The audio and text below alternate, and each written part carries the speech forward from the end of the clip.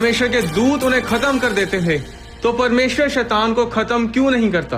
कलूसियों अध्याय 1 उसकी 16 में लिखा है, क्योंकि उसी में सारी वस्तुओं की सृष्टि हुई, स्वर्ग की हो अथवा पृथ्वी की, देखी या अनदेखी, क्या सिंहासन, क्या प्रभुताएं, क्या प्रधानताएं, क्या अधिकार, सारी वस्तुएं उसी के द्वारा और उसी के लिए सृजी गई है। परमेश्वर ने आत्मिक दुनिया इंसान के बनाने से कहीं पहले बना दी थी। आदि में जब परमेश्वर ने स्वर्गों और पृथ्वी की सृष्टि की, तो उस समय स्वर्गदूत भी वहाँ मौजूद थे।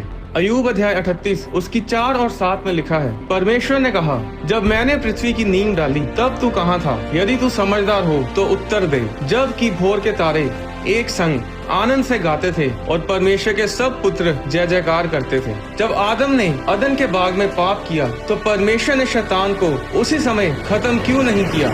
जब इंसान मरता है तो उसकी आत्मा या तो स्वर्ग में जाती है या फिर नर्क में, इसके अलावा कोई और जगह नहीं। इंसान की आत्मा अमर है, अनंत है, आत्मा कभी नहीं मरती। हमारा शरीर अध्याय 24 उसकी 35 में लिखा है, प्रभु यीशु ने कहा, मैं तुमसे सच सच कहता हूँ कि जब तक ये सब बातें पूरी ना हो लें, तब तक इस पीढ़ी का अंत ना होगा। आकाश और पृथ्वी टल जाएंगे, परंतु मेरी बातें कभी ना टलेंगी, मेरा वचन कभी ना टलेगा। परमेश्वर का वचन क्यों ना टलेगा? क्योंकि वो परमेश्वर के अंदर से निकला है। जो कुछ परमेश्वर के अंदर से निकलता है वो हमेशा के लिए अमर रहता है, वो कभी नहीं मरता। अब परमेश्वर ने स्वर्गदूतों को बनाया, उसने उन्हें आत्माएं बनाया। सब स्वर्गदूत अनंत हैं, अमर हैं, आप उन्हें मार नहीं सकते, उन्हें नाश नहीं कर सकते। शैतान एक गिरा हुआ स्वर्गदूत है। वो पहले एक अभिषिक्त स्वर्गदूत था जो परमेश्वर के सिंहासन के सामने उपस्थित रहता था। शैतान जो पहले लूसीफर कहलाता था, वो स्वर्ग का वर्शिप लीडर था। पर जब उसके मन में उसकी सुंदरता और उसके रुतबे पर घमंड आया,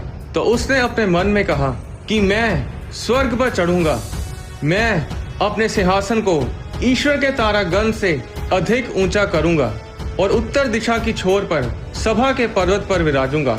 मैं मेघों से भी ऊंचे ऊंचे स्थानों के ऊपर चढ़ूंगा, मैं परम प्रधान के तुल्य हो जाऊंगा।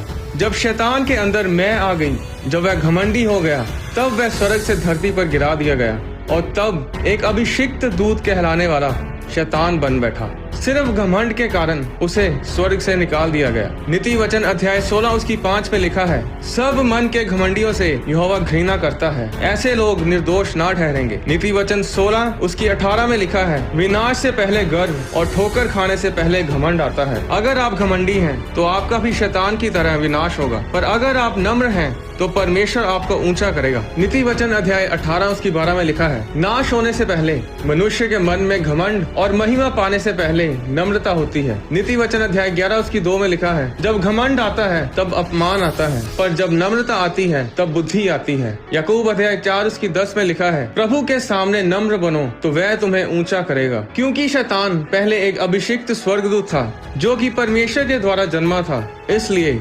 शैतान एक अनंत आत्मा है जो कभी नहीं मर सकता। और यही कारण है कि परमेश्वर शैतान को हमेशा के लिए खत्म नहीं करते, पर जो परमेश्वर करेगा वो ये है कि शैतान को हमेशा के लिए अथाह कुंड में डाल दिया जाएगा। अगर आप बाइबल को ध्यान से पढ़ें तो पूरी बाइबल में ऐसा कहीं नहीं लिखा कि शैतान को मार दिया जाएगा। प्रेरितों के काम अध्याय 12 उसकी 21 में लिखा है, ठहराए हुए दिन हेरोदेस राज्य वस्त्र पहनकर सिंहासन पर बैठा और उनको व्याख्यान देने लगा। तब लोग पुकार उठे, ये तो मनुष्य का नहीं ईश्वर का शब्द है। उसी क्षण प्रभु के एक स्वर्गदूत ने तुरंत उसे मारा, क्योंकि उसने परमेश्वर को महिमा ना दी और वह कीड़े पड़कर मर गया। ऐसा क्यों हुआ? परमेश्वर ने एक इंसानी राजा को इसलिए मार दिया क्योंकि उसने परमेश्वर को महिमा नहीं दी। पर शैतान जिसने सारी दुनिया को भ्रष्ट किया, परमेश्वर उसे क्यों नहीं मारता? क्या परमेश्वर का जोर सिर्फ इंसानों पर ही चलता है? क्या परमेश्वर की शक्ति शैतान के आगे कमजोर पड़ जाती है? नहीं, कभी नहीं, क्योंकि हमारा परमेश्वर यहोवा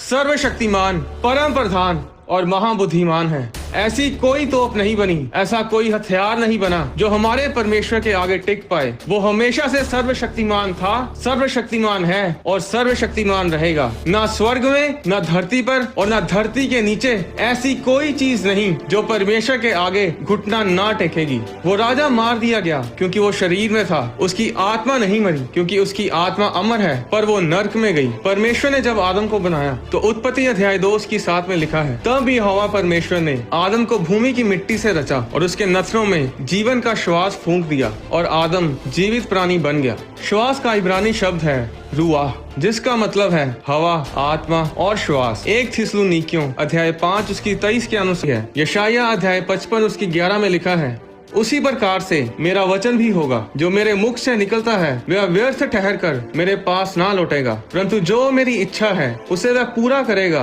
और जिस काम के लिए मैंने उसे भेजा है उसे वह सफल करेगा। इब्रानियन अध्याय 4 उसकी 12 में लिखा है, क्योंकि परमेश्वर का वचन जीवित और प्रबल है, हर एक 2 धारी तलवार से भी बहुत चोखा है और प्राण और आत्मा को और गांठ गांठ और गूदे गूदे को अलग करके आर पार छेदता है और मन की भावनाओं और विचारों को जांचता है। तो वचन परमेश्वर के अंदर से आता है और इसीलिए वो अमर रहता है, वह कभी नहीं मरता। इसलिए अगर वचन में लिखा है कि यीशु मसीह के कोड़े खाने से तुम चंगे हो चुके हो, तो इसका मतलब है कि तुम चंगे हो चुके हो। ये हो चुका है, इसे कोई नहीं बदल सकता। अगर परमेश्वर ने कहा कि धर्मी जन धन्य होगा और उसका भला ही होगा, उसके घर के भीतर की स्त्री फलवंत दाखलता सी होगी, उसकी मेज के चारों ओर उसके बालक जलपाई के पौधे से होंगे, वह अपने नाती पोतों को देखने पाएगा, वह लंबी आयु जी कर अपने पूरे बुढ़ापे में जाएगा, तो नर्क के किसी भी शैतान में इतनी हिम्मत नहीं कि इस वचन को खत्म कर सके। अगर परमेश्वर ने कह दिया कि ऐसा होगा तो मतलब ऐसा ही होगा। परमेश्वर के वचन में कोई अगर मगर नहीं होता। जिस शैतान को लोगों ने हौवा बना रखा है उसमें इतनी भी ताकत नहीं कि एक छोटी सी चींटी को भी मार गिराए। अगर आज वो लोगों को तंग कर पा रहा है तो इसलिए क्योंकि परमेश्वर ने उसे छूट दी है ये सब करने की। पर वही लोग शैतान के प्रभाव में आते हैं जो परमेश्वर की हजूरी से बाहर हैं। आज लोग प्रभु यीशु की तस्वीरों को शैतान के साथ पंजा लड़ाते दिखाते हैं। ये सब बकवास है। बाइबल में लिखा है लूका 10 उसकी 18 में कि यीशु ने कहा, मैं शैतान को बिजली के समान स्वर्ग से गिरा हुआ देख रहा था। जरा सोचिए कि यीशु मसीह बैठे देख रहे थे, बस दूतों ने उसे स्वर्ग से धरती पे गिराया। प्रकाशित वाक्य अध्याय 20 उसकी 1 में लिखा है कि फिर मैंने एक स्वर्गदूत को स्वर्ग से उतरते देखा, जिसके हाथ में अथाह कुंड की चाबी और एक बड़ी जंजीर थी। उसने उस अजगर अर्थात पुराने सांप को जो इबलीस और शैतान है पकड़ के 1000 वर्ष के लिए बांध दिया और उसे अथाह कुंड में डालकर बंद कर दिया और उस पर मोहर लगा दी कि वह 1000 वर्ष के पूरे होने तक जाति जाति के लोगों को फिर ना भरमाए। इस वचन में ये नहीं लिखा गया कि फिर माइकल जो सारे स्वर्गदूतों की सेना का प्रधान है शैतान से लड़ा और बहुत भारी जंग हुई और उसने फिर शैतान को बांधा और अथाह कुंड में डाल दिया। ऐसा नहीं लिखा गया।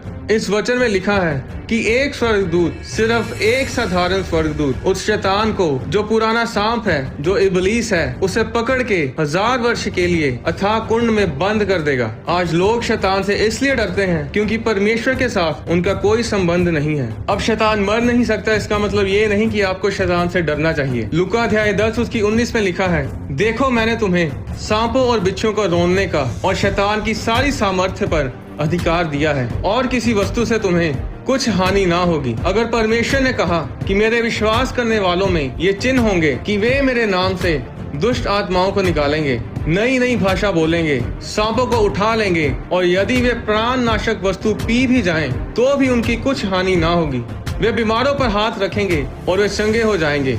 अगर परमेश्वर ने ये कहा है तो ऐसा ही होगा। पर सवाल ये है कि क्या आप एक विश्वासी हैं?